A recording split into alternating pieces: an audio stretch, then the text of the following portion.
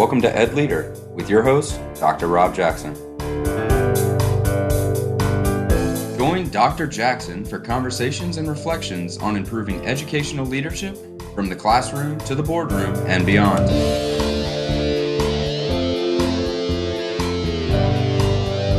Educational leadership is an ever-evolving opportunity to make a real and lasting difference in the lives of students, parents, and the community.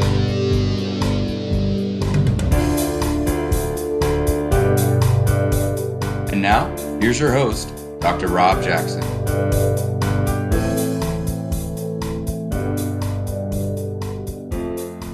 Hi friends, welcome to the 8th episode of EdLeader. I'm your host, Rob Jackson, and I want to thank you for spending time with me today. This podcast journey has been incredible as the number of listeners has grown rapidly each week. I want to thank you for your positive comments and feedback on Twitter, Facebook, LinkedIn, and Instagram. If you haven't, please consider subscribing to the podcast on Apple Podcast or your favorite podcast player. Don't forget, you can find show notes at drrobjackson.com. Let's get to it.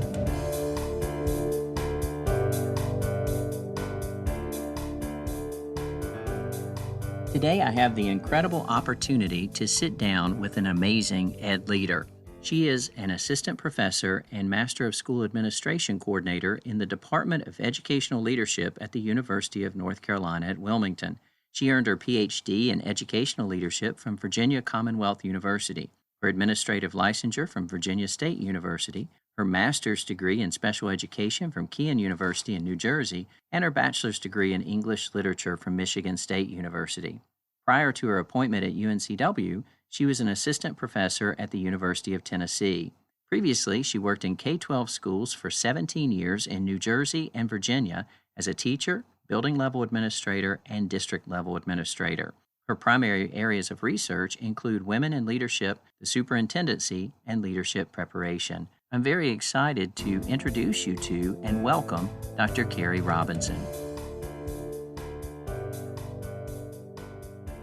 Welcome, Kerry. Hi, Rob. Thank you so much for having me this morning. I'm really looking forward to this opportunity, although I am a little leery about it, but it'll be fun. Well, I appreciate your courage and leadership, your willingness to share with all of our listeners as you engage in this incredible work. As you may know, you are my first guest who works in higher education, and I've always intended that these EdLeader conversations would be with all ed leaders, from the classroom to the boardroom and beyond, which certainly includes our leaders in higher education who are helping prepare our future generations of ed leaders and also informing our current generation of ed leaders. Let's kind of start with that. Kerry, what is the work that you're engaged in and what led you to this role in higher education? Thank you for having me. And I think the point that you made about having this podcast cover that full spectrum is really important. The work that we do at UNCW, but really the work that all of the universities do in preparing future school administrators, it's critical that we do engage in regular conversations with our school and district, not only partners that we currently have, but maybe partnerships that have yet to develop. Because if we are just teaching classes and doing what we think we should be doing in isolation, we are completely out of touch with what is going on in the current realities of school. So I think you starting this podcast and bringing up issues of what's going on in our schools and our districts, not only locally in North Carolina, but really how that's affecting us nationwide, is really going to be a way that it can help inform all of our practice. Thank you. And that's certainly the purpose, that we can have these great conversations, that others can hear those great conversations and reflect on them and how they impact their work. Thinking back to the terrible metaphor of the ivory tower, right? Those who are in higher ed and academia, how do you avoid that ivory tower syndrome, if that's such a thing? How do you keep yourself connected? Well, one of the things that I've been blessed enough to do is, this is my third state that I've had the opportunity to work in principal preparation. So I started in Virginia when I worked at VCU, Virginia Commonwealth, and then I was at the University of Tennessee, Knoxville, which I know you know quite well from Go your Vols. senior year, go Vols, and now currently here at UNCW. And one of the things that I've done in all of those settings is found opportunities to get in schools and meet with teachers, work with principals, and meet with superintendents, district leaders, anything that I could do to see what's going on. If I just remain at UNCW in the Watson College of Education, which albeit is a beautiful building, Right. I'm not going to know really what's going on. People in schools and districts don't have time to come to us. The way that we're going to find out what's going on is if we go to you.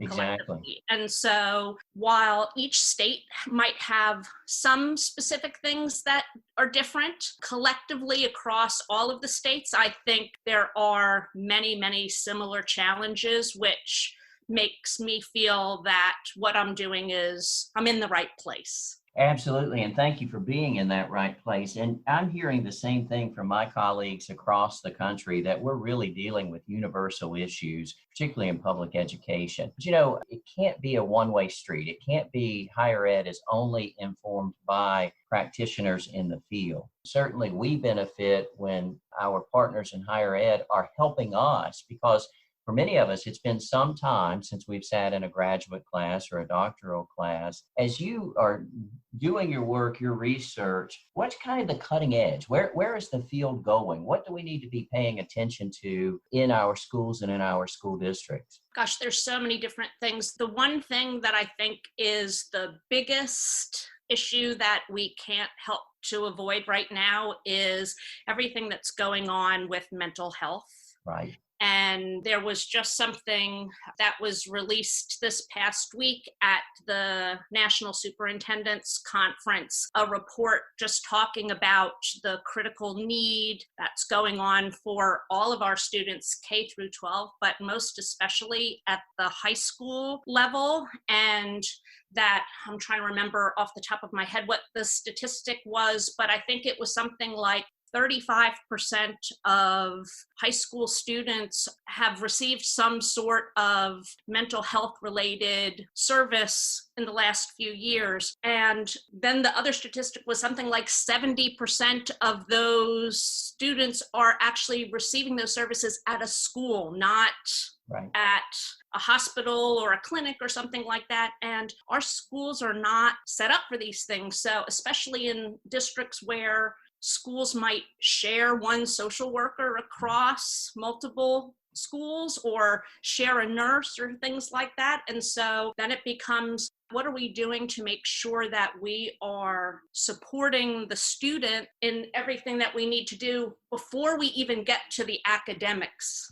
level? Because yes, this is important, the academics piece, but there's the trauma-informed practice that we need to get to first. And where are we going to get the money to make sure that we are able to provide services for these students that we need? And there's a big focus right now on social emotional learning. And what does that really mean? And is that just a Band-Aid, and are we really giving the full level of treatment to that? Or teachers just seeing that as, oh, this is just one more thing that we have to do? So there's so many different pieces to it. And then there's the other piece of, we have teachers who are having to work with these kiddos. And then what sort of care are we giving to those teachers who are feeling that stress? Absolutely. And that on a day-to-day basis. And then it goes up to the leader level, the leaders who are having to deal with this on a day-to-day basis. What kind of care are we making sure that we're providing them? So I would say the topic of mental health from student and up is probably one of the biggest issues that is something that we're talking about regularly, not only in our programs, but when we have our current graduates coming back to us talking about things, that's what's most on their minds, and it's things that I'm seeing in research regularly. Well, and glad to hear that, because I agree with you and echo that it's got to be one of the greatest needs we have in schools, and particularly in our school system. You may know I serve a small rural school system. And so in smaller rural school systems and smaller rural communities, we tend to not have as many resources, as many mental health providers. And so the school does become the gathering place for those services. And so that piece to helping practitioners understand, when we say things like social emotional learning, what does that really mean? When we start talking about equipping our teachers with a toolkit of tools like how to build resilience in children, when we say we want to be a trauma-informed school, well, what does that mean, right? And so kind of building from this big global thought to how do we actually put that in teachers' hands and practitioners' hands and make that work, because our kids need it, right? And I greatly appreciate that you mentioned our teachers and our leaders, because there's the piece to they're having to help this work and take care of their children and each other. But there's also the piece too, they also may have struggles. And so often in our society, we've almost been taught to not say anything about our own individual struggles and the stigma around mental health issues and that sort of piece. And so school systems, I think, are really trying to gear up around how do we take care of our employees and provide those services in a way that helps them, but also doesn't put them in an embarrassing situation. Absolutely. Absolutely. And it's so critical, and we all need to be stewards of our own, what we say and what we do. I know I'm guilty of it myself. I tell my students all the time, make sure that you are taking care of yourself, because if you are an empty bowl, there's not going to be anything that you can give to others. Well, then I'm my own worst example of that many times, in the fact that I will let myself run ragged and I'll still be answering emails or, not eating proper, doing the wrong things. And so there are a lot of times that I have to say, well, wait a minute. There's something really important to this, and we need to remember this for all people who are serving in education, no matter what the level. And the only way that we're going to be able to provide that best service to people is to make sure that we are all fit, physically, mentally, emotionally, spiritually, ready to go every day as best we can.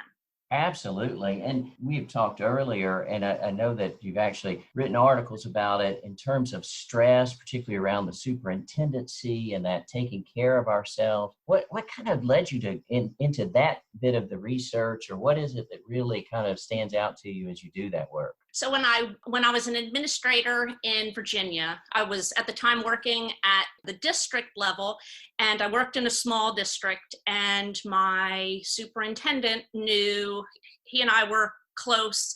He was a great mentor. And at one time I had mentioned to him that I thought maybe I'd like to be a superintendent. And like most states, they have regional meetings. You can never be in as many places as you need to be. And even with the advent of 3D printers, we still have not yet found ways to put superintendents in all the different meetings that they need to be. That's right.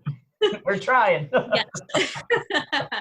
So he had a couple times asked me to be his designee for things. And I had gone to these meetings and had obviously gravitated towards some of the other women in the room, because I'm thinking, oh, if this is something that I'm aspiring to be, that might be a good person that I might need to talk to.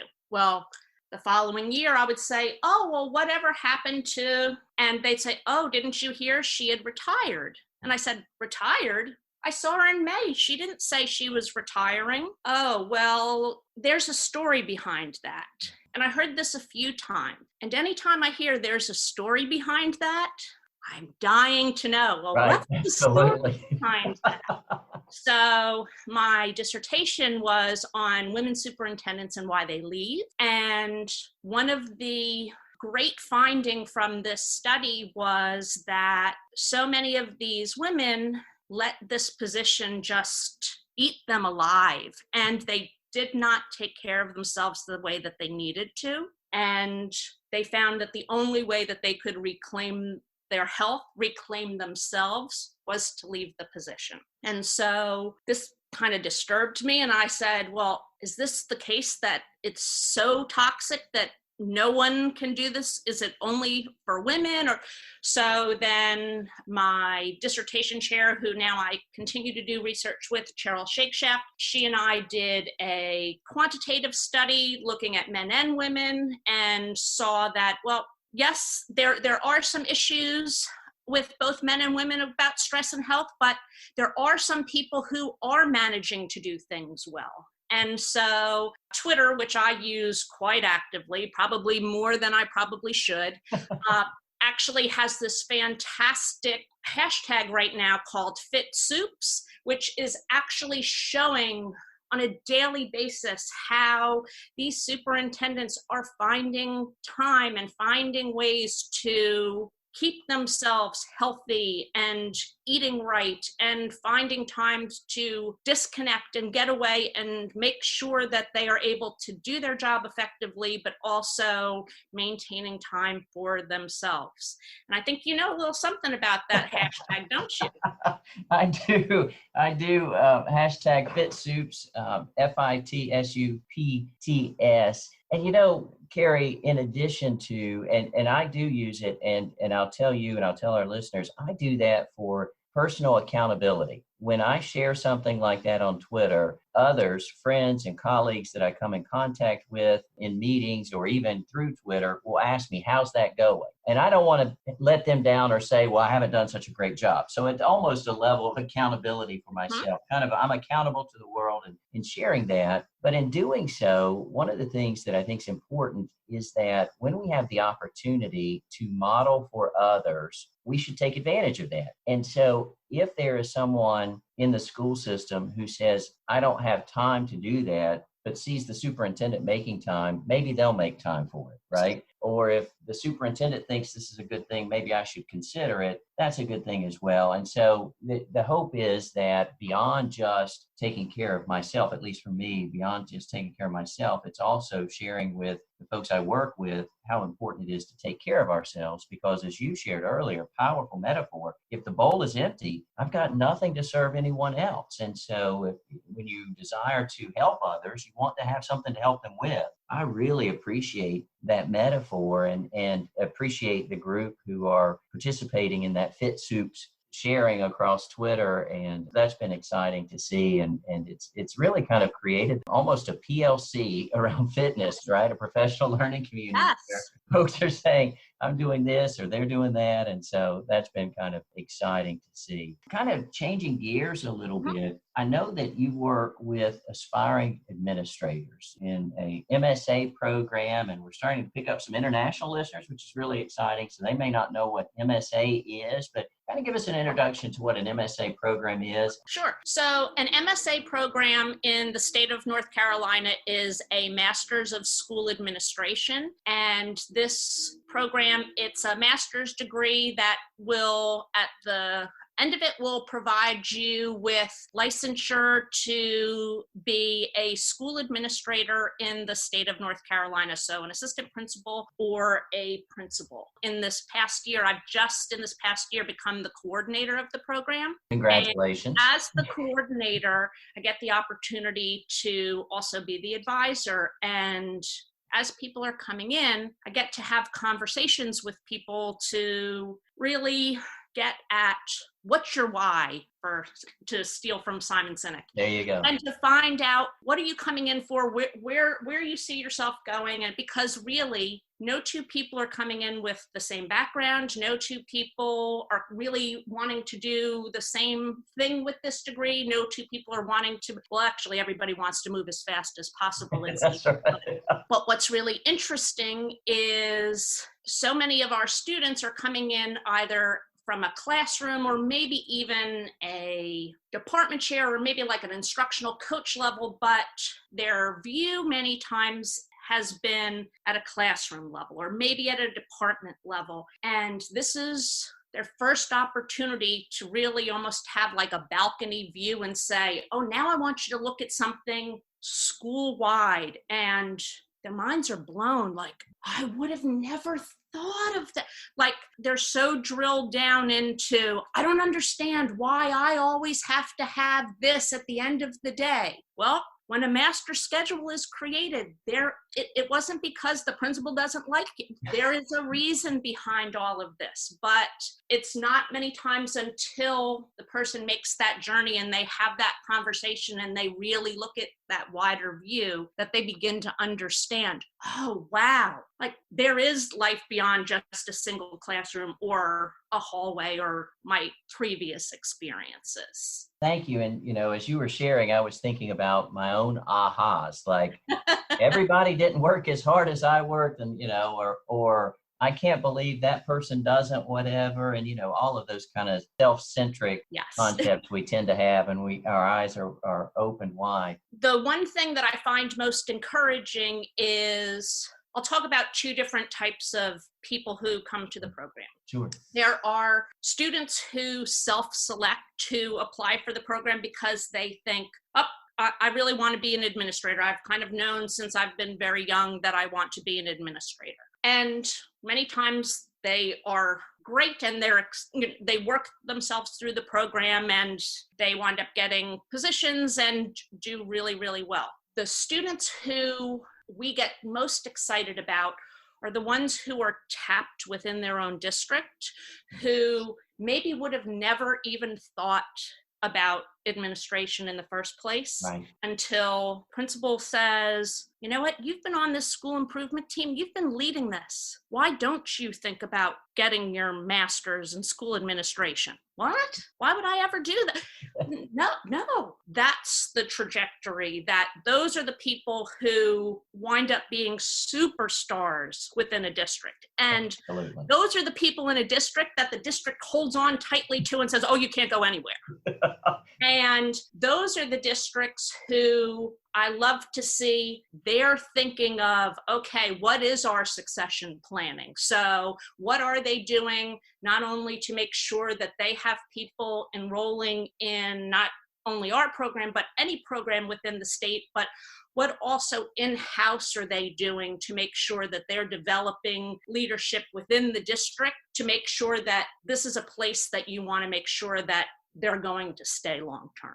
My experience absolutely aligns to what you just said in terms of whether as a principal or as a district administrator, when we've just gone to those folks who just don't see themselves as leaders necessarily, and really, as you said, tap them on the shoulder, they wind up being incredibly successful, and typically for the best of reasons, because they're not choosing to be a leader because I want all the power or the positional authority, that sort of thing. They're taking with them what's making them successful in the first place, which is I'm just doing what I do, which is help students and help my colleague. And certainly that seems to be the secret.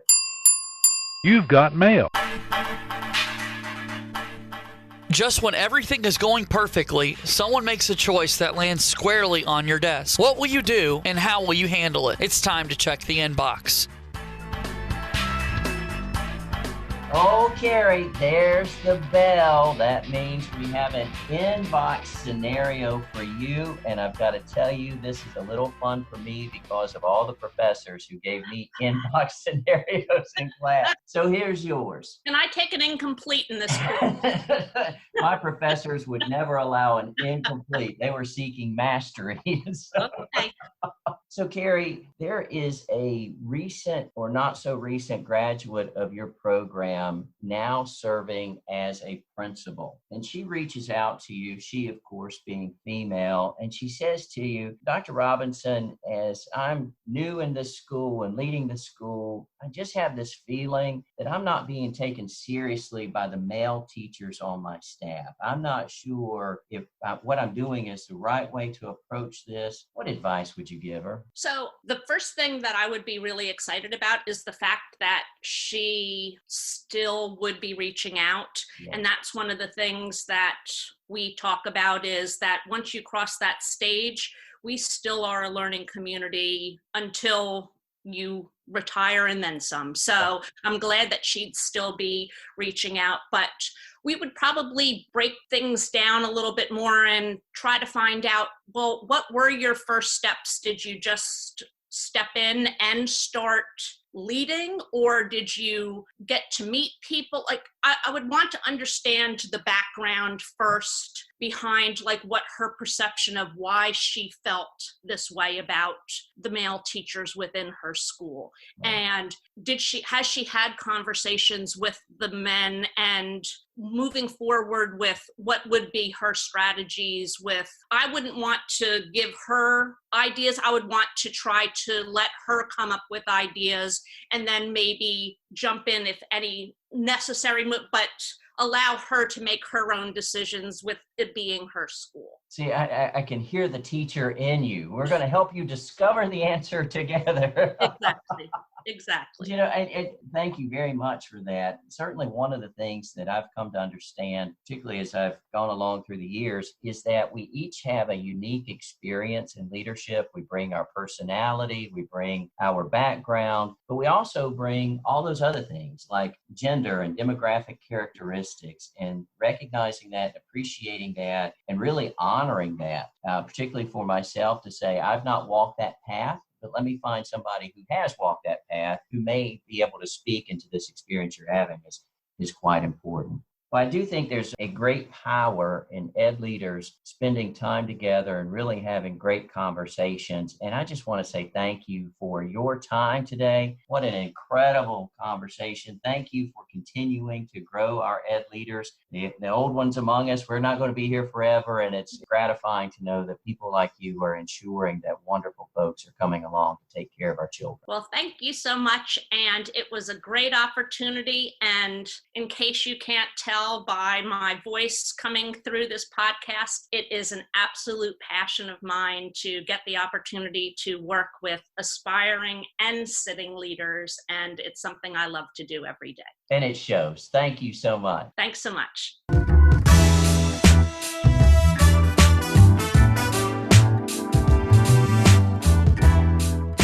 I hope that you enjoyed our time together with Dr. Kerry Robinson. She certainly gave us much to reflect on as she discussed the growing need for mental health services through the schools and the importance of prioritizing our own well-being. I would encourage you to check out the #FitSoups community on Twitter. The Pied Piper of #FitSoups, that's #FITSUPTS, is Dr. Brian Kreisman, a superintendent in Kentucky. He encourages and challenges me daily. You can find him at FCS Super. You can also find and follow Dr. Kerry Robinson at KERKATROB at KerCatRob. Thank you for spending time with me today, and thank you for all that you do for every student, every teacher, and every staff member. You are making a difference. If no one else has told you, I want you to know that I believe in you. Good day. Thank you for listening to the EdLeader podcast. Please subscribe to the podcast and consider leaving a review with 5 stars on Apple Podcasts so that we may continue to grow the EdLeader community. We hope that you have enjoyed your time with Dr. Jackson. Until next time.